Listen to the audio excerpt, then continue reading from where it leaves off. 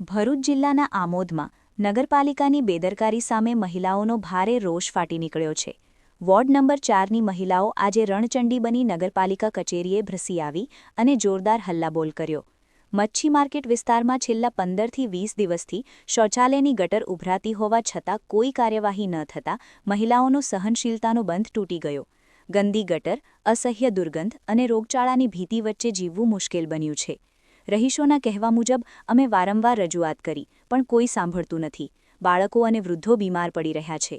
આટલી ગંભીર સ્થિતિ છતાં નગરપાલિકાના મુખ્ય અધિકારી અને પ્રમુખ ગેરહાજર રહેતા રોષ વધુ વધ્યો। સ્થાનિકોએ નગરપાલિકા પર માત્ર કાગળ પર સફાઈ અભિયાન ચલાવવાનો આક્ષેપ કર્યો છે। નગરજનોની સ્પષ્ટ ચીમકી છે કે જો તાત્કાલિક કાર્યવાહી નહીં થાય તો આવનારા સમયમાં જવાબ મતપેટીમાં મળશે। અમારું નામ લલીબેન કાભાઈ। શું સમસ્યા છે તમારી?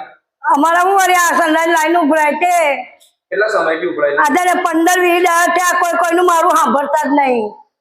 મારા નાના છોકરા બીમાર, હવે અત્યારે કોણ મને પૈસા આલે તો હું દવા દારૂ કરાવું? અને મારું જૂઠું લાગતું હોય તો તમે નગરપાલિકા જોવા હેરો।